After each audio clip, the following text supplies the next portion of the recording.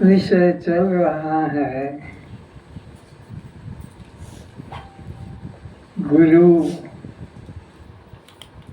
शिष्य के बीच में। गुरु अष्टावक्र जी हैं, शिष्य राजा जनक है।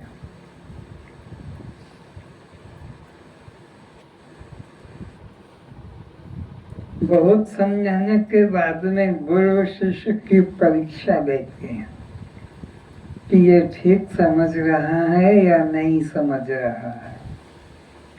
नहीं समझता है तो और नई नई युक्तियां एक दो देकर उसको समझाने की चेष्टा करते हैं।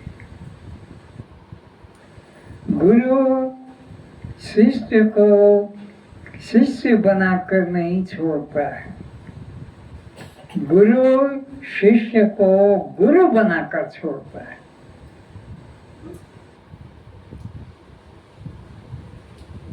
अगर शंकराचार्य जी अपने को ही बस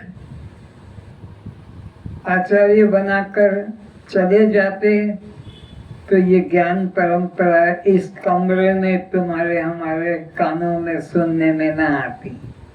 ये तभी संभव है जो उन्होंने अपने 4 शिष्यों को वो ज्ञान दिया।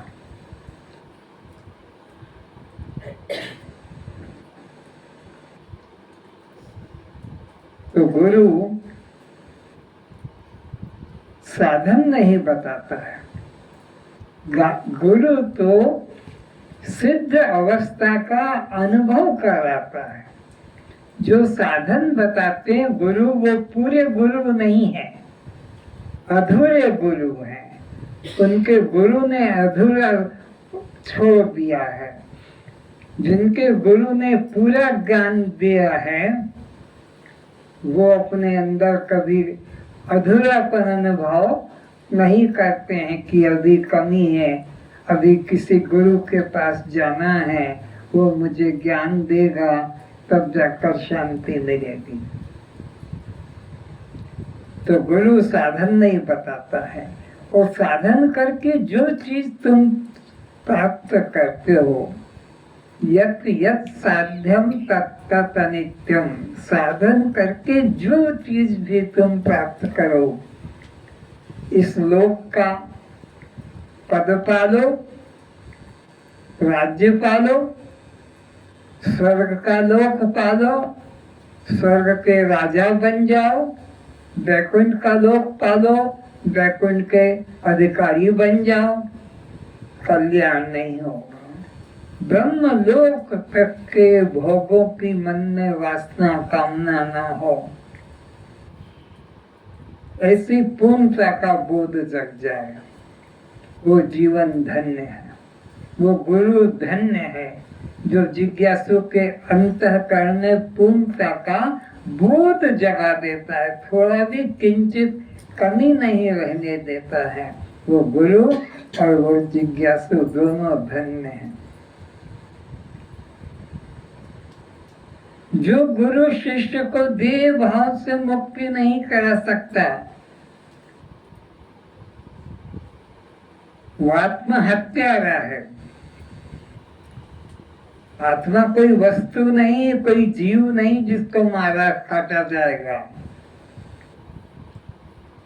वो आत्महत्यारा है जो अपने को देह में जी रहा है, और वो ब्रह्म हत्यारा है जो भगवान को किसी मंदिर में, मूर्ति में, चित्र में, स्वर्ग वैकुंठ में अपने से अन्य भिन्न मानकर उपासना कर रहा है, जी रहा, वो ब्रह्म हत्यारा है। तो इन दोनों हत्याओं से बचना है, न तो आत्महत्या करना है न ब्रह्म हत्या करना है।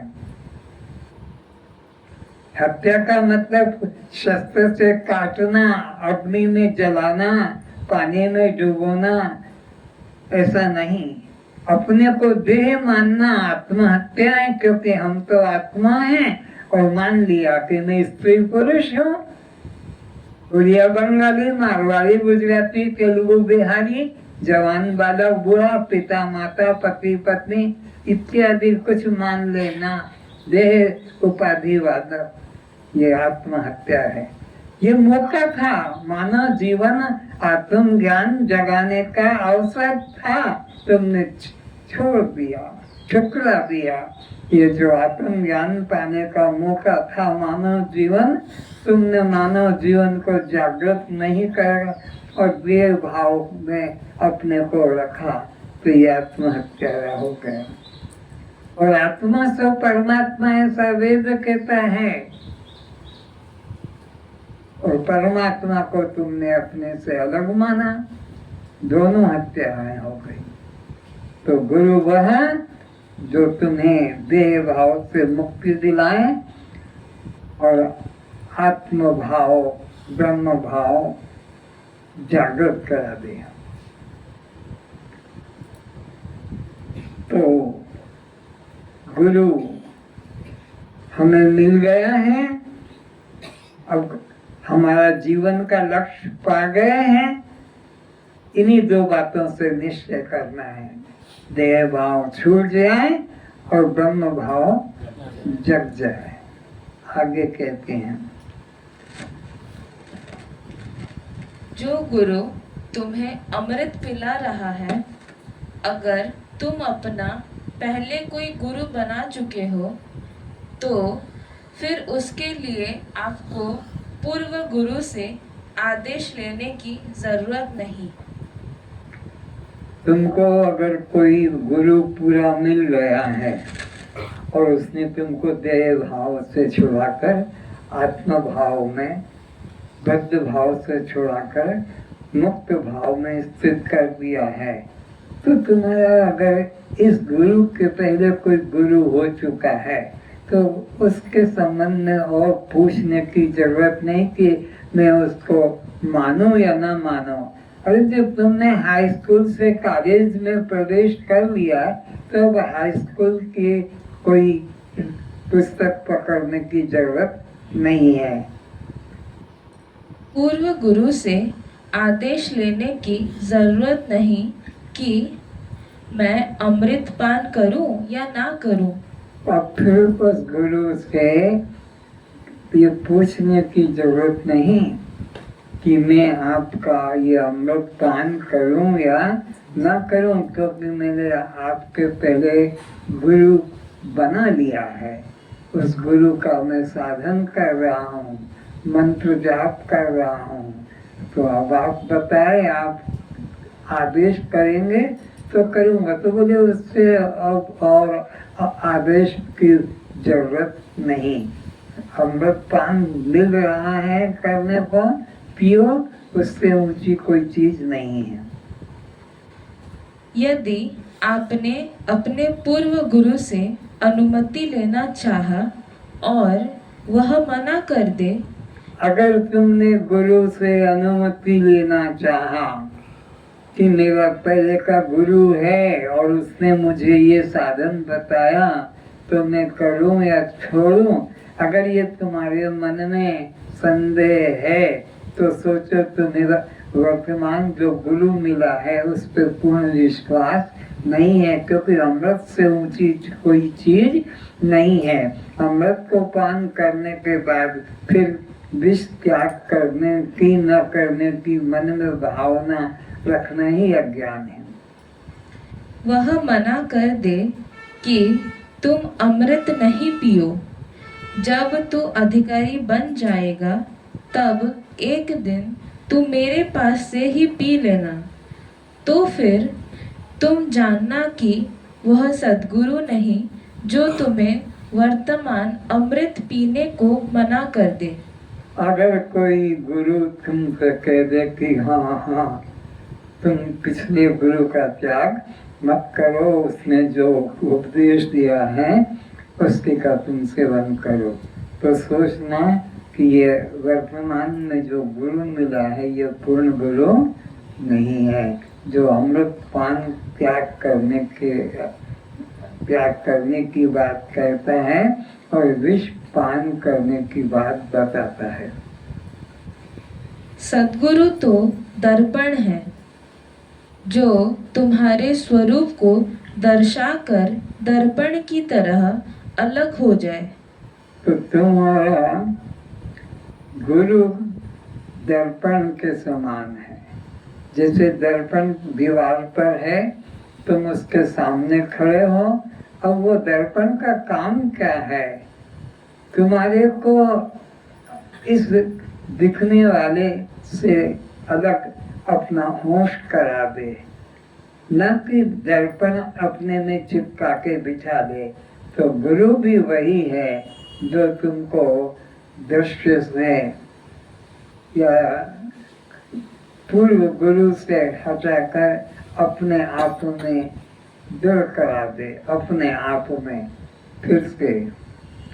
सद्गुरु तो दर्पण है जो तुम्हारे स्वरूप को दर्शाकर। दर्पण क्या करता है? हमारे को अपना रूप दिखाते, वो अलग और हम अलग, न कि एक चिपक कर रहते हैं। तुम्हारे स्वरूप को दर्शाकर दर्पण की तरह अलग हो जाए। तुम यह मत समझ लेना कि मेरा चेहरा दर्पण में है। तुम ये नहीं समझना कि दर्पण में मेरा शरीर है या मेरा चेहरा है। वो तो तुमको तुम्हारा होश कराने का तुम्हारा होश कराने का साधन है। यदि ऐसा समझ लिया तो क्या तुम घर से बाहर जाने पर दर्पण में देखते हुए चलोगे? अगर तो ऐसा समझ लिया कि मैं दर्पण में हूँ, तो फिर घर से बाहर जाना होगा तो एक हाथ में बल्कि दो हाथ में दर्पण रखोगे और दर्पण में देख के चलोगे तो नीचे ठोकर खाओगे, गिर जाओगे। फिर दर्पण में देखने की जरूरत नहीं।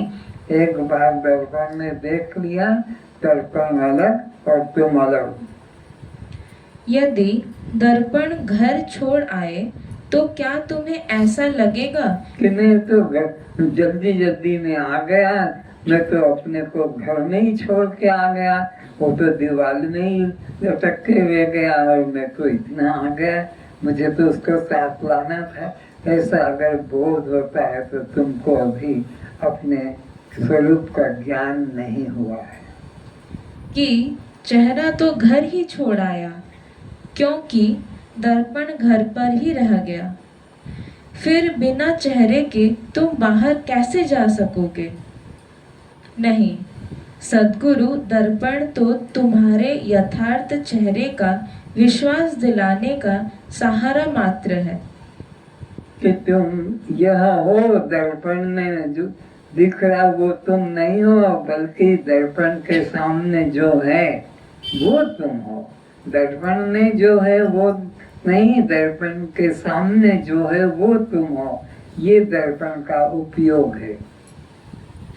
चेहरा देख लिया जैसा भी है, अब दर्पण को सब समय देखते रहने की या पास लिए रखने की जरूरत नहीं। दर्पण टूट जाए, दर्पण चोरी हो जाए, तुम दर्पण से दूर हो जाओ तो भी तुम्हारी कोई क्षति, कोई नुकसान नहीं।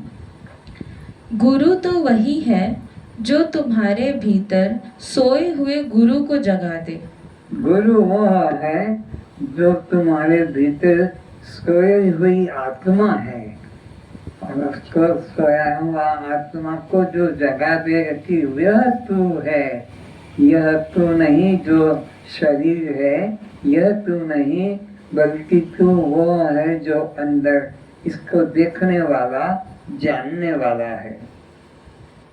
स्वयं में ही गुरु को देखो। स्वयं के पुरुषार्थ से स्वयं मुक्त हो। अपने पुरुषार्थ से ही हमें मुक्ति मिलना है। गुरु तो इशारा मात्र है, उसके सहारे चलना है, न कि उसकी अंगुली पकड़ के बैठ जाना है।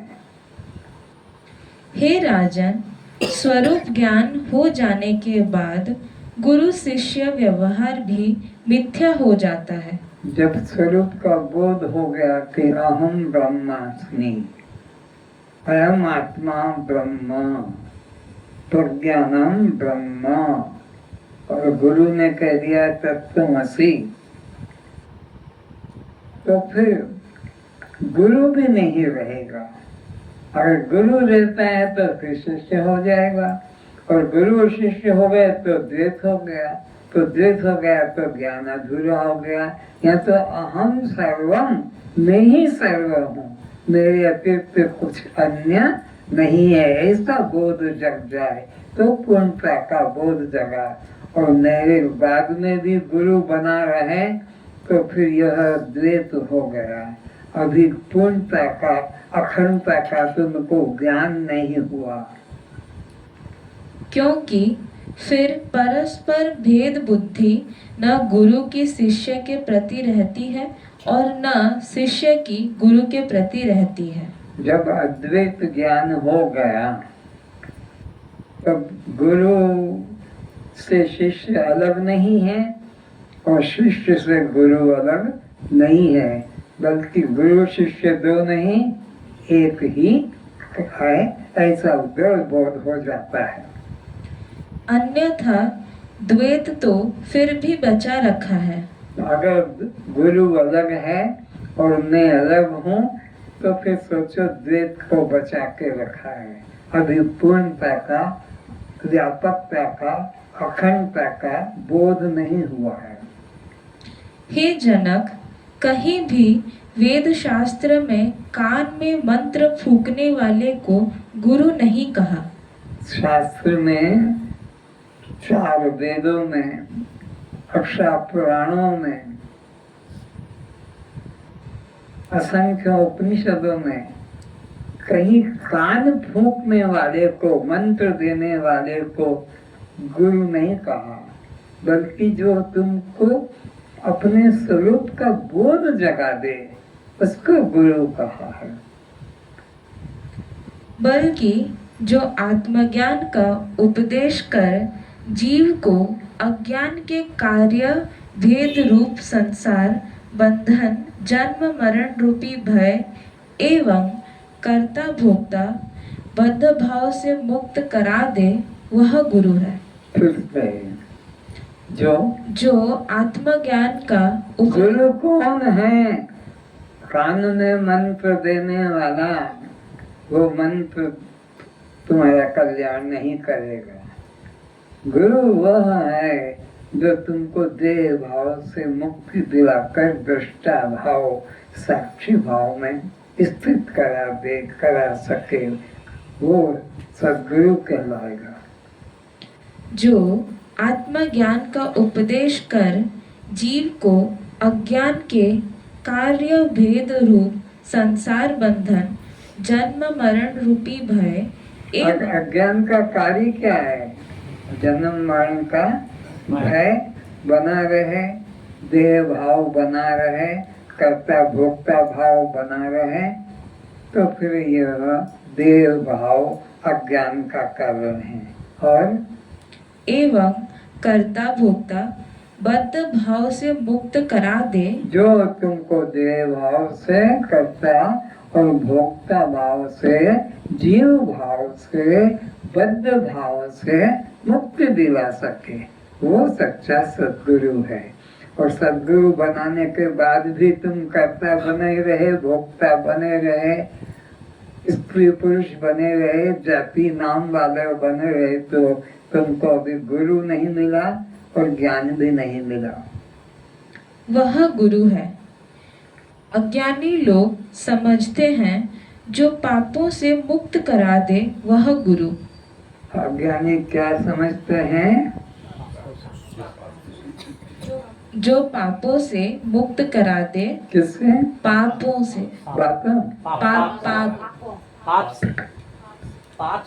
पापों से। गुरु की पहचान यही है कि जो तुमको कर्ता भाव से मुक्ति दिला सके, बद्ध भाव से मुक्ति दिला सके, पापों से मुक्ति दिला सके। और पाप यही है कि देह भाव ही सबसे बड़ा पाप है, इससे बड़ा पाप दुनिया में कोई नहीं। तो पाप से यानी देह भाव से मुक्ति कराकर आत्म भाव जगा सके, और आत्मा भाव से बड़ा कोई धर्म नहीं है और देह भाव से बड़ा कोई पाप। तो दोनों से जो मुक्ति दिला सके वही सच्चा सद्गुरु है। जैसे हिंदू लोग गंगा को, ईसाई जीसस को व मुसलमान पैगंबर को अपना पापों से मुक्त कराने वाला मानते हैं, अलग अलग धर्म, अलग अलग जाति में अलग अलग साधनों कर्मों से पापों से मुक्ति बताने की बात करते हैं। ये करो, पाप से मुक्त हो जाओगे। गंगा नहाओ, पाप से मुक्त हो जाओगे। ये व्रत उपवास करो, पाप से मुक्त हो जाओगे। ये ध्यान करो इत्यादि बताते हैं, पर वो वास्तविक साधन नहीं है। ध्यान रखें, मंत्र फूकने वाले का नाम गुरु नहीं। रामचंद्र जी ने अपने वशिष्ठ गुरु से, अर्जुन ने अपने गुरु श्री कृष्ण से हजारों प्रश्न। देखो, वशिष्ठ जी गुरु हैं और भगवान राम उनके शिष्य हैं।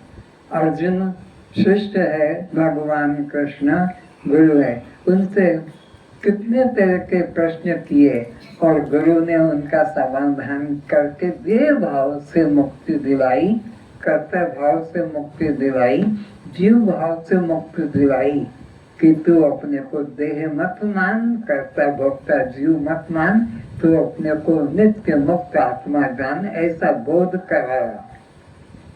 हजारों प्रश्न किए, जब समाधान मिला, संशय से मुक्त हुए, स्वरूप की स्मृति जागृत हुई। हजारों प्रश्न किए, उन संशयों से मुक्त हुए और अपने स्वरूप में स्थित हुए। तब उन्हें गुरु रूप स्वीकार किया। तब गुरु रूप स्वीकार किया। तो अर्जुन ने 700 श्लोक है गीता में, रामायण में 8 कांड हैं, कितने दोहा, कितने चौपाई, कितने चौथा, कितने साधन, सब संशय से मुक्ति दिलाने के हैं। संशय से तब जाकर अर्जुन ने कृष्ण को गुरु माना। नष्टो मोह स्मृति लब्धा, आपकी कृपा से मेरा मोह नष्ट हो गया और मेरे को अपने स्वरूप की याद आ गई कि ये अर्जुन में शरीर नहीं हूँ, बल्कि मैं तो चैतन्य दृष्ट साक्षी आत्मा हूँ। अब मेरे को कोई प्रकार का जन्म मरण का दुख भय नहीं रहा। नष्टो मोह स्मृति तत्पश्चात, केवल तुम्हारी कृपा से। और भी कितने गुरु आए और भी कितने साधन बताए और भी कितने साधन किए, लेकिन कहीं शांति नहीं हुई। तुम्हारी ही कृपा से मेरे संशय की निवृत्ति हुई। अब मैं अपने स्वरूप में स्थित हो गया हूँ, अब मैं दृढ़ हो गया हूँ। अब दुनिया का गुरु मुझे हिला नहीं सकता। अब मैंने कोई कमी दिखा नहीं सकता। मैंने अपने अचल अखंड आत्मा का बोध कर लिया। नष्टो मोह स्मृति लब्धा तत्पश्चात गत संदेह स्थितो अस्मि। अब जो तुम कहोगे वही करूँगा, वही करूँगी। अब मेरे को किसी उपदेश की जरूरत नहीं, तुम्हारे आदेश की अपेक्षा में रहूंगी। ब्रह्म विद्या पढ़ाने वाला गुरु हजारों वाक्यों को बोलता है, पर मूर्ख श्रोता उसे पूरा गुरु नहीं मानते हैं। किंतु जिसने कान में 2-4 अक्षरों का उच्चारण कर पीठ पर हाथ रख दिया, उस गुरु की सारे जीवन सेवा करते रहेंगे। अज्ञानी लोग हजारों युक्तियां, दृष्टांत, ग्रंथ का उपदेश करके तुमको अपनी ओर इशारा करते हैं, पर उसको तुम गुरु नहीं मानते हो, जिसने हजारों युक्तियां, दृष्टांत, शास्त्र प्रमाण से तुम्हारे स्वरूप की ओर तुम्हारी दृष्टि को घुमाया। उसको तो तुम गुरु नहीं मानते हो, लेकिन दो चार जो शब्द सीख लिया और तुम्हारे कान में मंत्र दे दिया, पीठ पे हाथ रख दिया, जीवन भर तुम उसको गुरु मानकर सेवा करते, तो ये अज्ञानी का लक्षण है। उनके पशु बन जाते हैं और उस गुरु की सेवा करके उसके पशु बनकर दुख भोगते रहते हैं और उन गुरु को पूजते रहेंगे। वे मूर्ख श्रोता शिष्य भी पूछते हैं कि हम आपको गुरु बनाना चाहते हैं, हमें मंत्र दीक्षा कब देंगे? क्योंकि उनका बोध नहीं है कि परमार्थिक गुरु आत्मज्ञान प्रदाता का नाम है। फिर से वे मूर्ख श्रोता शिष्य मूर्ख श्रोता मूर्ख श्रोता शिष्य भी पूछते हैं कि हम आपको गुरु बनाना चाहते हैं। मूर्ख शिष्य अपने आचार्य को कहते हैं, हम आपको गुरु बनाना चाहते हैं। तो गुरु क्या कहते हैं?